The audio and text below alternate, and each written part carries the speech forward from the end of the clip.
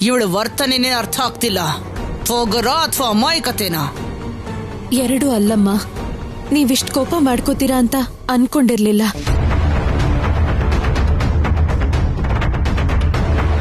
ಇನ್ಯಾವತ್ತೂ ಹೇಳ್ದೆ ಹೋಗಲ್ಲಮ್ಮ. ಇದೊಂದ್ಸಲ ಕ್ಷಮಿಸ್ಬಿಡಿ. ಏನ್ ಚಿನ್ನಮ್ಮ, ಏನ್ ಮಾಡೋಣ? ಇವಳು ಮನೇಲಿ ಇದ್ರೂ ಇಲ್ದೆ ಹೋದ್ರು ನನಗೇನಂತ ದೊಡ್ಡ ವ್ಯತ್ಯಾಸ ಇರೋಲ್ಲ. ನಿನ್ನಿಷ್ಟ ಅತ್ತೆ. ನಿನಗ್ ಬೇಡ ಅನ್ಸಿದ್ರೆ ಕಳಿಸ್ಬಿಡು. ನಾನೇ ಅಲ್ಲ, ಯಾರು ಕೂಡ ಅಡ್ಡ ಬರೋದಿಲ್ಲ.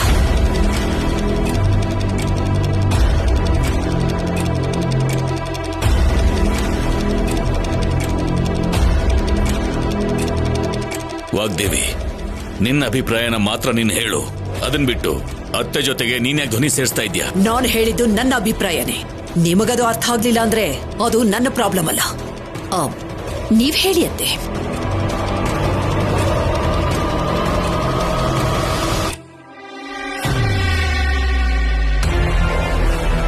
ಈ ಹುಡುಗಿಗೆ ಸ್ವಲ್ಪ ಶಿಸ್ತು ಕಡಿಮೆನೇ ಆದ್ರೂ ಪದ್ಧತಿಗಳೆಲ್ಲ ಚೆನ್ನಾಗೇ ಗೊತ್ತು. ಅದಕ್ಕೆ ಸ್ವಲ್ಪ ದಿನ ಅವಕಾಶ ಕೊಡೋಣ.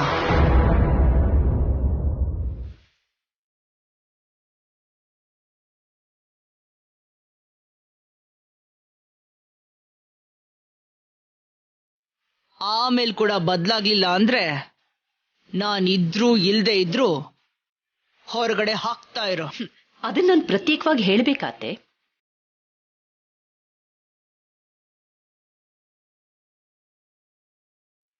ನಿಂತ್ಕೋ. ಏನ್ ಮಾಡ್ತಾ ಇದೀಯಾ? ರಂಗೋಲಿ ಹಾಕ್ತಾ ಇದ್ದೆ ಅಮ್ಮ.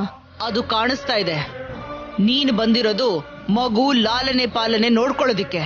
ಅದನ್ ಬಿಟ್ಟು ಈ ತರದ ಕೆಲಸಗಳನ್ನೆಲ್ಲ ನೀನ್ ಮಾಡಬಾರ್ದು. ಅದು ಬೆಳಗ್ಗೆ ಇನ್ನೇನ್ ಕೆಲ್ಸ ಇರ್ಲಿಲ್ಲ. ಫ್ರೀ ಆಗಿದ್ದೀನಲ್ಲ ಅಂತ ರಂಗೋಲಿ ಹಾಕ್ತಾ ಇದ್ದೆ ಅಷ್ಟೇ. ಇದು ನಿನ್ನ ಮನೆ ಅಲ್ದೇ ಇದ್ಮೇಲೆ, ನೀನ್ ಈ ಮನೆಗೆ ಏನು ಇಲ್ಲ ಅಂದ್ಮೇಲೆ ಹೇಗೆ ಜವಾಬ್ದಾರಿ ತಗೋತೀಯಾ? ಇಂತಹ ಕೆಲಸಗಳನ್ನ ಯಾಕೆ ಮಾಡ್ತಾ ಇದೀಯಾ?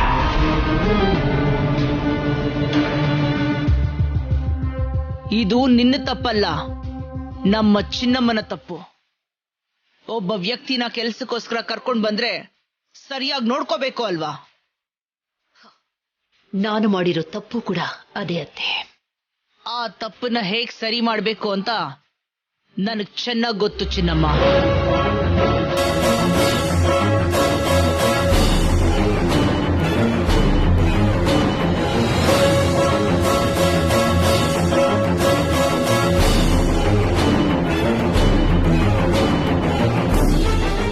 ಏಯ್ ಭಾಷಿಣಿ, ಆ ರಂಗೋಲಿ ಬಟ್ಲನ್ನ ನಮ್ ಚಿನ್ನಮ್ಮನ್ ಕೊಡು.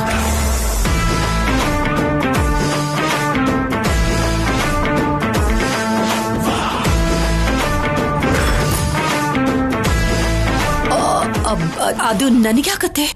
ಯಾಕ? ಈ ಮನೆಗೆ ಮೊದಲನೇ ಮುತ್ತೈದೆ ನೀನು. ದೊಡ್ಡೋಳು ನೀನೇ ಆಗಿರೋದಕ್ಕೆ ಇನ್ನು ಮೇಲಿಂದ ಈ ಮನೆಯಲ್ಲಿ ಸಮಾರಂಭ ಆದ್ರೂ, ರಂಗೋಲಿ ಆದ್ರೂ, ಪೂಜೆ ಆದ್ರೂ, ಏನೇ ಆದ್ರೂ ನೀನೇ ಮಾಡ್ಬೇಕು. ನಿನ್ನ ಕೈಯಾರೇನೆ ನಡಿಬೇಕು.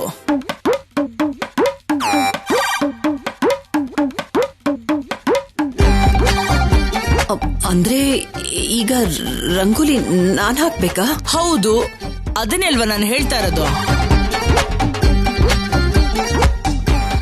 ಊರು ತಿರುಗೋದು ಚೆನ್ನಾಗಿ ಅಭ್ಯಾಸ ಆಗಿ ಸಂಪ್ರದಾಯಗಳನ್ನ ಮರ್ತೋಗಿದ್ಯಾ ಅನ್ಸುತ್ತೆ.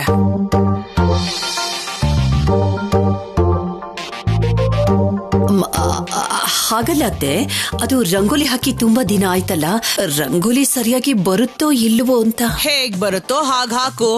ಇವಾಗೇನು ರಂಗೋಲಿ ಸ್ಪರ್ಧೆ ನಡೀತಾ ಇದೆಯಾ ಇಲ್ಲಿ? ಏ ಹುಡ್ಗಿ, ಆ ರಂಗೋಲಿ ಬಟ್ಲು ಕೊಡು.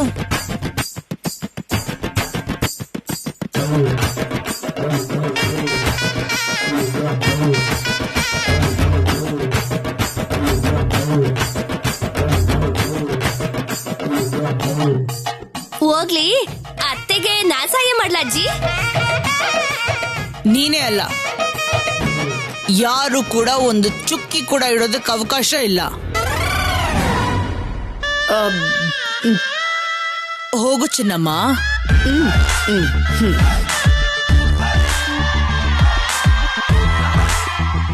ಏನ್ ಯೋಚನೆ ಮಾಡ್ತಿದ್ಯಾ?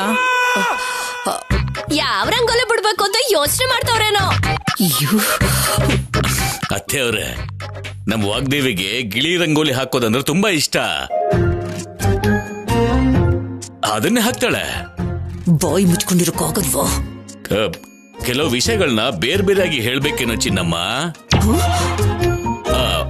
ಅದೇ ವಾಗ್ದೇವಿ. ನಾನು ಅರ್ಥ ಮಾಡ್ಕೋತೀನಿ ಬಿಡು. ನಿಜಾನೇ ಚಿನ್ನಮ್ಮ, ನೀನು ಗಿಳಿ ರಂಗೋಲಿ ಹಾಕಿದ್ರೆ ತುಂಬಾನೇ ಚೆನ್ನಾಗಿರುತ್ತೆ.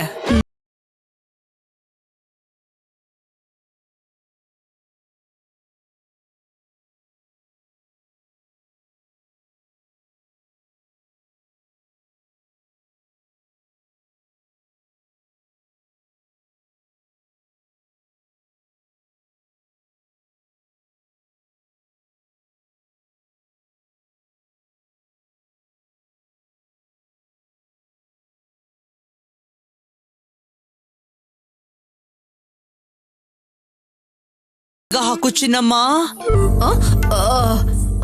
ಇಲ್ಲ ಅಂದ್ರೆ ಒಳಗ್ ಬರ್ಬೇಕಾಗಿರೋ ಲಕ್ಷ್ಮೀ ದೇವಿ ಪಕ್ಕದ ಮನೆಗೆ ಹೋಗ್ಬಿಡ್ತಾಳೆ. ಮುದ್ಕಿ ಮಾತನ್ ನೋಡು, ಏನೋ ಲಕ್ಷ್ಮೀ ದೇವಿ ತುಂಬಾ ಕ್ಲೋಸ್ ಆಗಿರೋ ಹಾಗೆ ಎಲ್ಲ ಗೊತ್ತಿರೋ.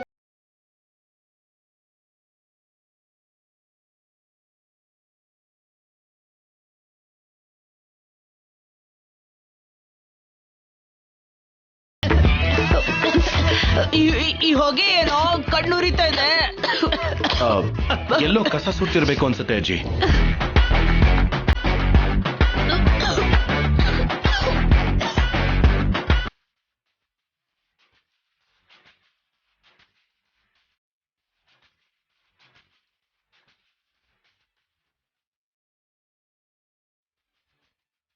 ನೀನ್ ರಂಗೋಲಿ ಹಾಕಿ.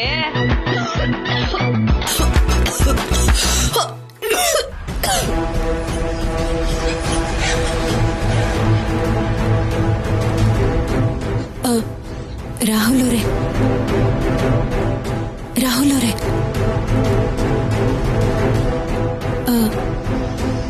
ಹೊಗೆ ಬರ್ತಿದೆ ಅಲ್ವಾ?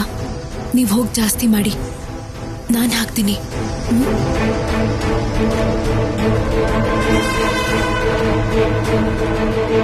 ಹೋಗಿ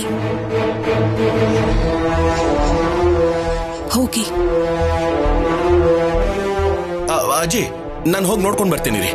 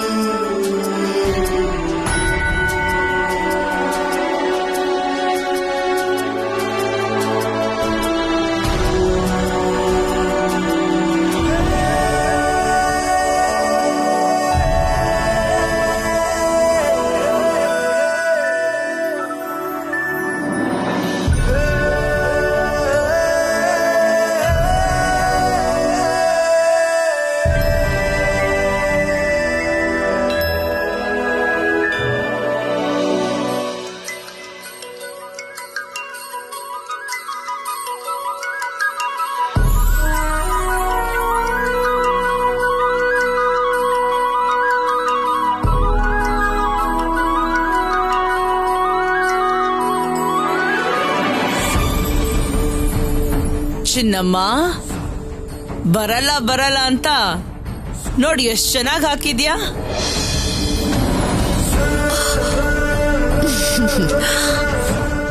ನಿಮ್ಮ ತಾಯಿ ಬಗ್ಗೆ ನಿಮಗೆ ಗೊತ್ತಿದ್ಯೋ ಇಲ್ವೋ, ಆದ್ರೆ ನಮ್ಮ ಚಿನ್ನಮ್ಮನ ಬಗ್ಗೆ ನನಗೆ ತುಂಬಾ ಚೆನ್ನಾಗೇ ಗೊತ್ತು.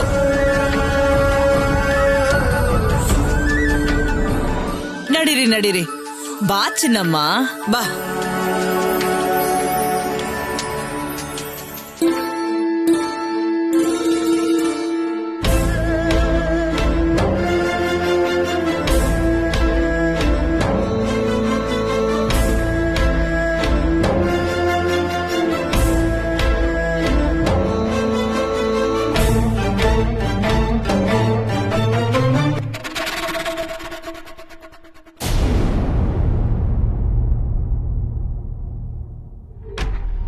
ಇವತ್ತು ರಂಗೋಲಿ ವಿಷಯದಲ್ಲೇ ಅಲ್ಲ, ನಮ್ಮ ಕುಟುಂಬಕ್ಕೆ ಯಾವುದೇ ಚಿಕ್ಕ ಕಷ್ಟ ಬಂದ್ರೂ ಸಹಾಯ ಮಾಡೋದಕ್ಕೆ ಸರ್ಸು ಸಿದ್ಧವಾಗಿರ್ತಾಳೆ ಅಂತ ಯಾವಾಗ್ಲೂ ಅದನ್ನ ನಿರೂಪಿಸ್ತಾನೇ ಇರ್ತಾಳೆ. ಆದ್ರೆ ನಿಮ್ಮಮ್ಮನ ಮನ್ಸಲ್ಲಿ ಇನ್ನೂ ಕೋಪ ಯಾಕೆ ಉಳ್ಕೊಂಡಿದ್ಯೋ ಅದೇ ಅರ್ಥ ಆಗ್ತಾ ಇಲ್ಲ. ಸಿಂಪಲ್ ಡ್ಯಾಡ್, ಮೇಡಮ್ ತಮ್ಮ ಮನ್ಸಲ್ಲಿ ಹಳೆದನ್ನ ಬಿಟ್ರೆ ಯಾವುದನ್ನು ಸ್ಟೋರ್ ಮಾಡ್ಕೋತಿಲ್ಲ, ಪಾಸಿಟಿವ್ ವಿಷಯಗಳನ್ನ ಲೆಕ್ಕಕ್ಕೆ ತಗೋತಾ ಇಲ್ಲ.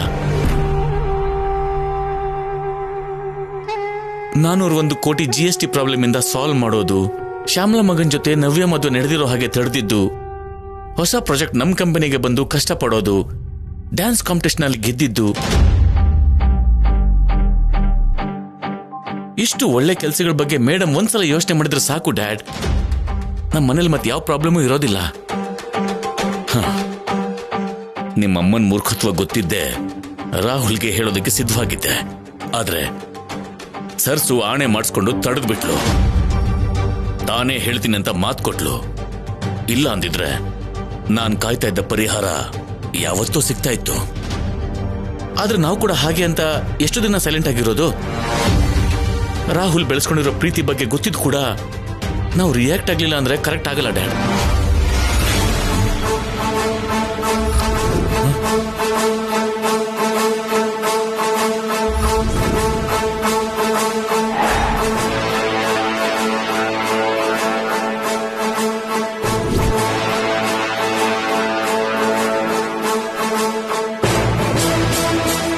ರಾಹುಲ್, ನೀನ್ ಯಾವಾಗ ಬಂದೆ? ನೀವಿಬ್ರು ನನ್ನ ಬಗ್ಗೆ ಮಾತಾಡ್ಕೋಬೇಕಾದ್ರೆ ಬಂದೆ.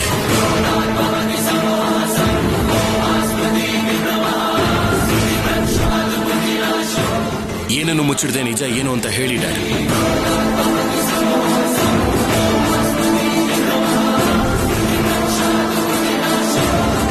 ಅಂದ್ರೆ ಡ್ಯಾಡ್ ಮಾತ್ನ ನೀನು? ನಾನು ಕೇಳಿಸ್ಕೊಂಡಿದ್ದು ನಿನ್ನ ಮಾತನೆ, ಡ್ಯಾಡ್ ಏನ್ ಹೇಳಿದ್ರು ಅಂತಲ್ಲ.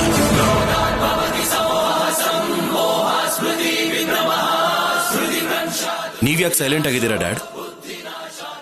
ಅಲ್ಲ, ನೀವು ನನ್ನ ಪ್ರೀತಿ ಬಗ್ಗೆ ಯಾಕೆ ಡಿಸ್ಕಸ್ ಮಾಡ್ತಾ ಇದ್ದೀರಾ?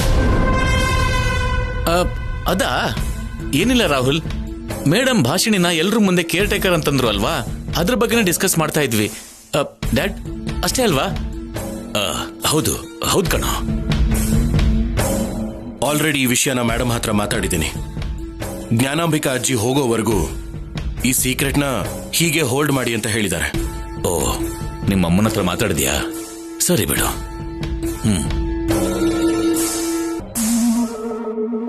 ಆದ್ರೆ ಡ್ಯಾಡ್, ನಾನು ನಿಮ್ಮ ಹತ್ರ ಒಂದು ವಿಷಯನ ಶೇರ್ ಮಾಡ್ಕೋಬೇಕು ಅಂತಿದ್ದೀನಿ.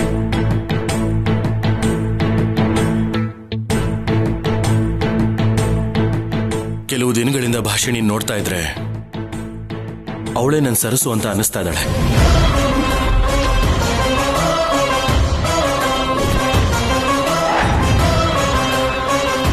ತುಂಬಾ ದಿನಗಳಿಂದ ಇದೇ ವಿಷಯನ ನನಗೆ ನಂಬಿಸ್ಬೇಕು ಅಂತ ಅವಳು ಎಷ್ಟೋ ಸಲ ಟ್ರೈ ಮಾಡಿದಾಳೆ. ಆದ್ರೆ ನಾನು ನಂಬಲಿಲ್ಲ. ಆದ್ರೆ ಡ್ಯಾಡ್, ಈಗ ಯಾಕೋ ಗೊತ್ತಿಲ್ಲ, ಅದೇ ನಿಜಾನೇನೋ ಅಂತ ನನಗೆ ನಂಬಿಕೆ ಬರ್ತಾ ಇದೆ. ಆ ಕ್ಲಾರಿಟಿ ಬರೋ ದಿನಕ್ಕೋಸ್ಕರ ಆಸೆಯಿಂದ ಕಾಯ್ತಾ ಇದ್ದೀನಿ.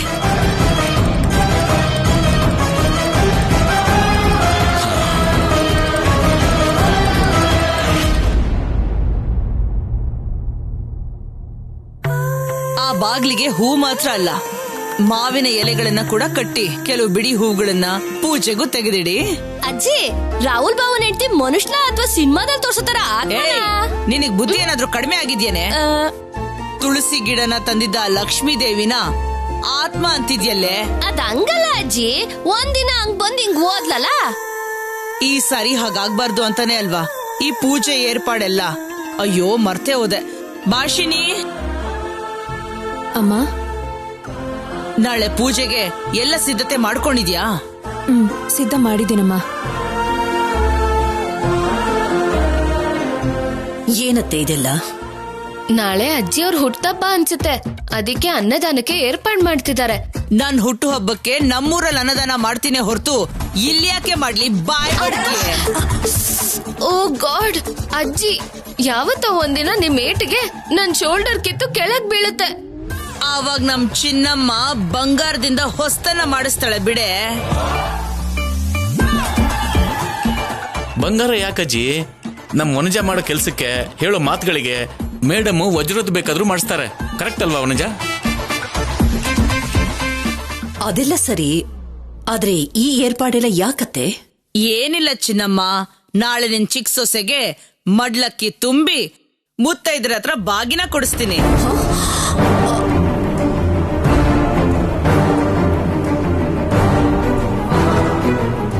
ಇವಾಗ ಹೇಗ್ ತಪ್ಪಿಸ್ಕೋತಾಳೆ ನೋಡೋಣ ವನಜಕ್ಕ.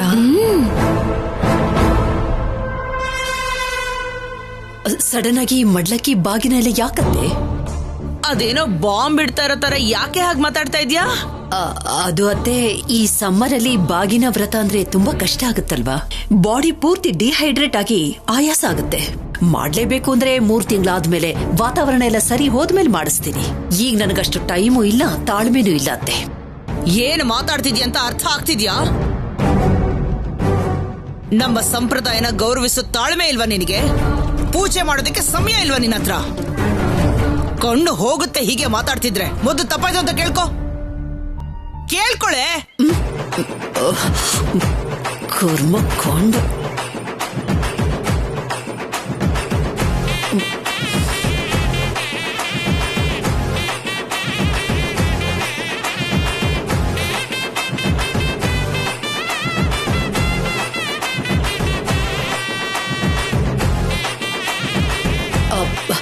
ನನಗಿಷ್ಟ ಇಲ್ಲ ಅಂತ ಈ ಮಾತನ್ನ ಹೇಳ್ತಾ ಇಲ್ಲ ಅತ್ತೆ. ಇದಕ್ಕೆ ಮುಂಚೆ ಆದಂತ ಅನುಭವದಿಂದ ಹೇಳ್ತಾ ಇದ್ದೀನಿ ಅಷ್ಟೇ. ನೀನ್ ಹೇಳ್ತಾ ಇರೋದು ಅನುಭವನ ನೆನಪಿಸ್ಕೊಂಡಲ್ಲ, ಅಹಂ ಅಡ್ಡ ಬಂದು ಬೇಡ ಅಂತಿದ್ಯಾ. ಏನು ಅಹಮ್ಮ? ಹೌದು, ಅಹಮ್ಮೆ.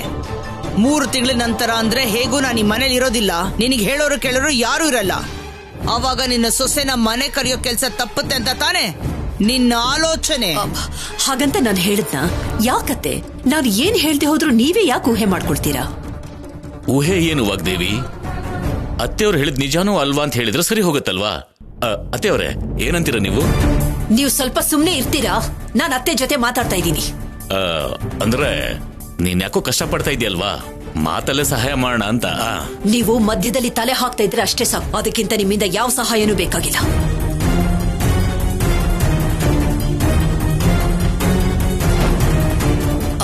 ಹಾಗಲ್ಲತ್ತೆ, ನಿಮ್ಗಿಷ್ಟ ಬಂದಷ್ಟು ದಿವಸ ಮನೇಲಿರಿ. ಆದ್ರೆ ಈ ಪೂಜೆ, ಈ ವ್ರತ ಇದೆಲ್ಲ ಈಗ ಬೇಡ ಅತ್ತೆ. ಬೇಡ ಅಂದ್ರೆ ನಾನ್ ನಿಲ್ಲಿಸ್ಬೇಕಾ?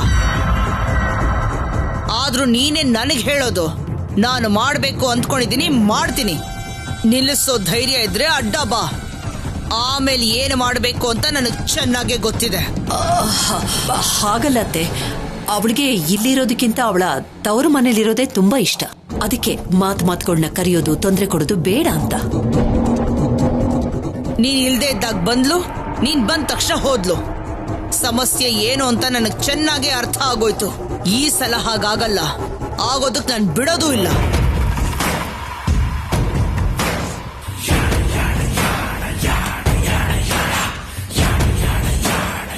ಲೋ ರಾಹುಲ್, ಏನಾಗಿದ್ಯಾ ನಿನಗೆ? ನಾವು ಮಾತಾಡ್ತಿರೋದು ಯಾರೋ ಗೊತ್ತಿಲ್ದಿರೋ ಹುಡುಗಿ ಬಗ್ಗೆ ಅಲ್ಲ, ನಿನ್ನ ಹೆಂಡತಿ ಬಗ್ಗೆ, ಅವಳು ಮಾಡಬೇಕಾಗಿರೋ ಪೂಜೆ ಬಗ್ಗೆ. ಅರ್ಥ ಆಯ್ತು ಅಜ್ಜಿ. ಅರ್ಥ ಆಗೋದು ಅಂದ್ರೇನು? ಇಷ್ಟು ಅಮಾಯಕನಾಗಿ ಮಾತಾಡ್ತಿದ್ಯಲ್ಲ. ಅಮಾಯಕತ್ವ ಅನ್ನೋದಕ್ಕಿಂತ ಮಕ್ಕಳಿಗೆ ಚಿಕ್ಕಂದಿನಿಂದಲೂ ಅಮ್ಮ ಅಂದ್ರೆ ಭಯ ಅತ್ತೆ ಅವ್ರೆ.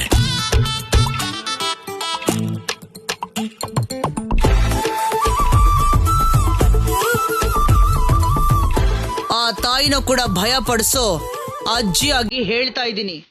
ನಾಳೆ ನಿನ್ನ ಹೆಂಡತಿನ ಕರ್ಕೊಂಡ್ ಬರೋ ಜವಾಬ್ದಾರಿ ನಿನ್ನ ತಾಯಿ ಜೊತೆಗೆ ನಿಂದು ಕೂಡ.